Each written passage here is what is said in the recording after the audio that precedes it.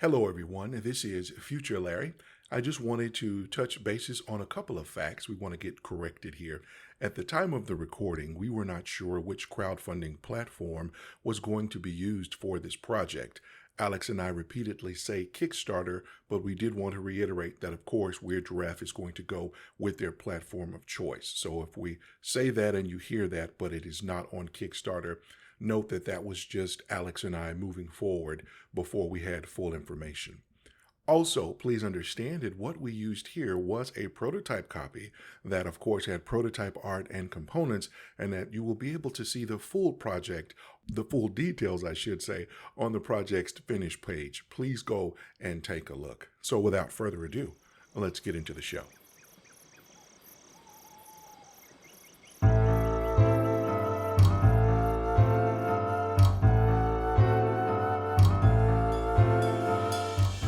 Hello, and welcome to the Spoken Token Podcast. This time, a special Kickstarter preview for Dreams of Yesterday by Weird Giraffe Games. And now, here's your hosts, Alex Wallace and Larry Neal.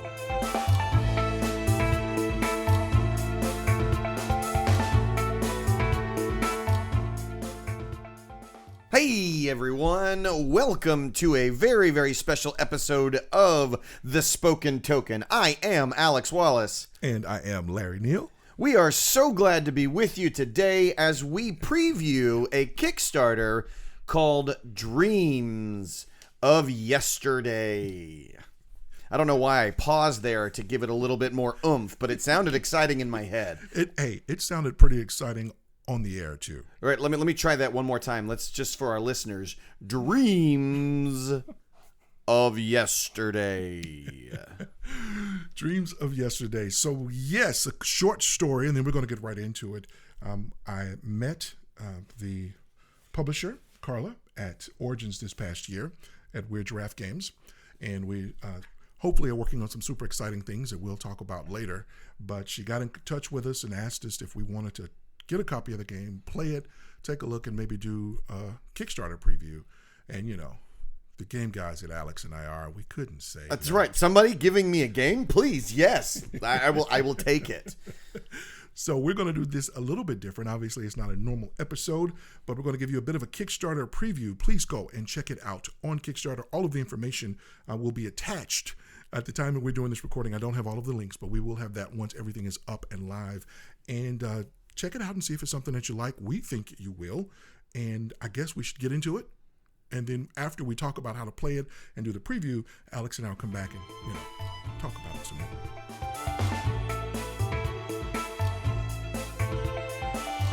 Dreams of Yesterday is a very cleverly designed 27-card sequel to Dreams of Tomorrow. However, instead of saving the future by connecting dreams into the past, your museum curators competing to create the best museum exhibit you can that will change the future.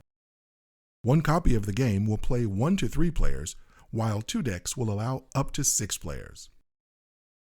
Dreams of Yesterday has quite the development team behind it, with design by Heather O'Neill of 9th Level Games, illustration by Beth Sobel, and graphic design by Katie Cow and Maria Gabriela Patino. In this microgame, 1 to 6 players will move about the histories of time, collecting resources and artifacts to place in one of the 2 exhibits in their museums. You are free to build your exhibits as you see fit, as this will help direct what resources you aim for as you vie to put together the most pleasing exhibits first, or before the deck of cards runs out. Once that happens, you count up the score, and the most points is the winner. Setting up the game is straightforward. You lay out the histories based on the number of players, removing cards as directed based on player count. In this case, we discussed setting up for 2 players, so we would remove 5 cards to the box without looking at them first. The histories is then made up of the items you require to make your museum's exhibits: astonishing antiques, bygone bones, cultural curiosities, diverse discoveries, and unusual urns. Your resources consist of knowledge, prestige, and money. You will lay out a 5-card tableau in 2 rows. The top row will have 3, and the bottom row will have 2 cards. The empty space is the starting point for player 1. On your turn, You start from the empty space and move 1 or 2 spaces clockwise. Additionally, you may spend 1 resource each to either move an extra space or flip one of the cards within your movement range over to its opposite side. If you do not wish to or cannot move, draw cards from the draw deck until you receive a resource, discarding all drawn cards to the discard pile. When you have finished moving and either claimed the resources you have stopped on or paid the cost for the artifact, you will then place it in your exhibit right away. If you took a card from the grid, draw a card from the draw pile, pick a side to display, and place it where you started from. If you drew one from the deck, pick one of the cards already on the grid within your movement range, flip it over, and place it where you started from. This way, no matter your choice, you end with creating a new opening in the grid and a new starting place for the next player. Placing an artifact in your exhibit is quite important. In fact, this is the meat of the game. Let's dig into that a little bit now. Artifacts will all have a cost associated with them, and one of several ingenious powers to use when they are on the end of an exhibit uncovered. When placing a new artifact in your exhibit, you have a choice to place it on the right edge to utilize its special ability, or to tuck it under the left edge and keep your previous power intact while still growing your overall exhibit. These powers range from moving an extra space in the histories, rearranging cards in the exhibit itself even after they are placed, which is not normally allowed, all the way to giving you extra resources to use in future purchases. You pay the cost, place the artifact in the best possible position for your exhibit, and that's it. Scoring is done at game end and is driven by your exhibit's placement. You will get 1 point for each single type of artifact, 3 points for each 2 that match, 6 points for 3, all the way up to 21 points for 6 identical artifacts placed in a row. More than 6 counts as a separate set. Game turns will alternate between players until either the replenished deck runs out, thus the histories cannot be updated, or one curator has completed both exhibits with the urns. Now, you have all you need to set up and play Dreams of Yesterday, published by Weird Giraffe Games. For the Spoken Token, I'm Larry Neal.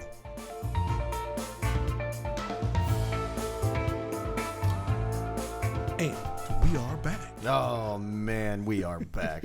We are back. And so now that you know a little bit more about the game and how to play it, Alex and I want to talk about it a little bit to give you some more ideas within this preview. It was important that we gave you the rules and how to play it because that's the reason why you came here. But it's the Spoken Token still. Yeah. Oh, yeah. And So we're gonna Yeah. speak those tokens. You know, I've never really actually figured out what the correct English or like what we're suggesting with the spoken token. I digress. If you'd like to, we can have that conversation in a later episode because we're here to talk about Dreams of Yesterday.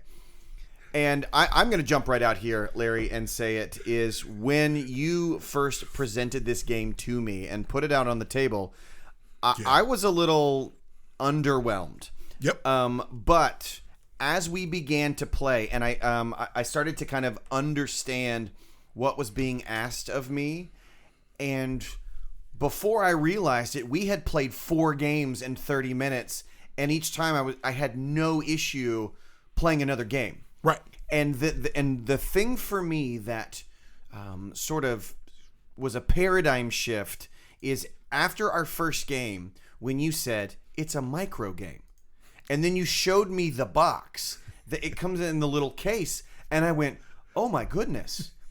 And as a micro game, as a game that is meant to take up a small space on the table and be put in your pocket and carried and taken with you to play.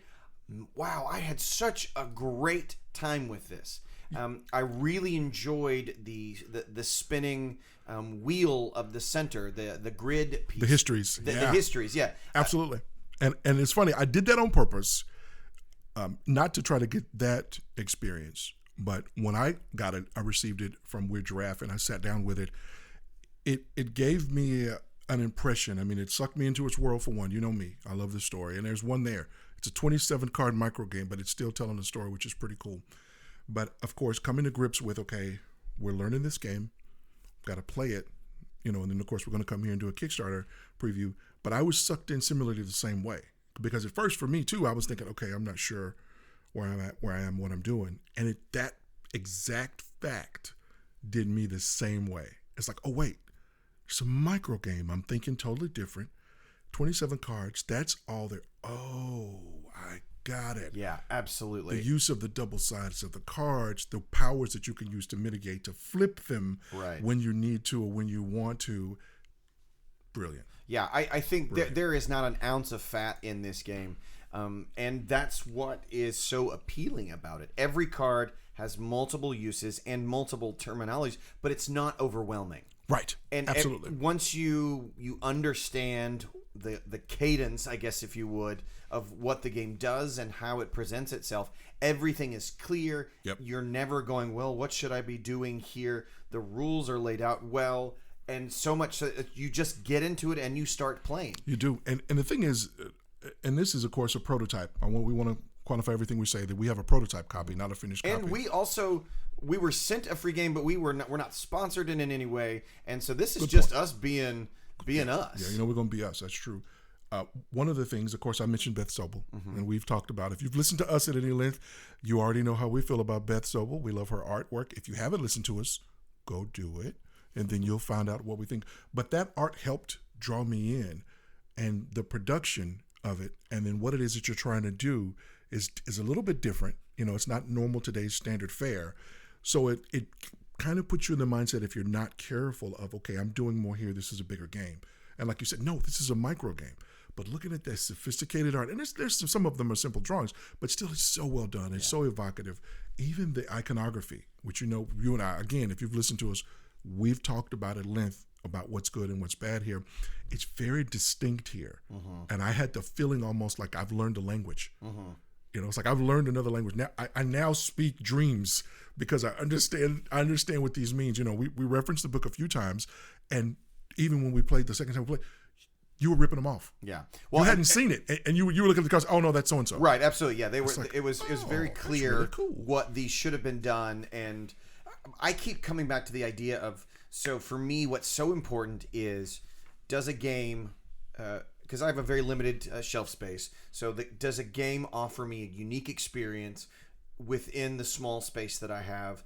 And with this being a micro game, I mean, I could fit this between games, and I may actually play this more than I will any of the games that I like that are like top 5 on my list, because I can see myself putting this in my pocket, taking it on a trip in a bag or something at an airport, or even sitting down, like maybe going out to dinner with my wife for just a little date, because the games, it's that sweet spot of, like, a game is 10 to 15 minutes long, and you're always constantly doing something, but what you have to do is never super complicated, but your decisions are impactful, clear what you want to do.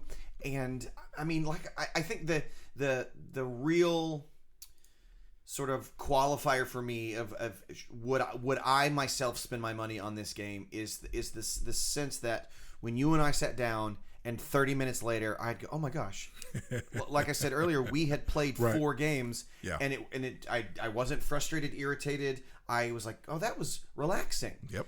And also not mind numbing. Yep. And I was engaged. It's engaging, yeah. Yeah, but then we were talking, we were catching up, we hadn't seen each other in a while. Yeah, we still played a game with some meat on it. We did. I was going to say the choices are super quick, but they're meaningful.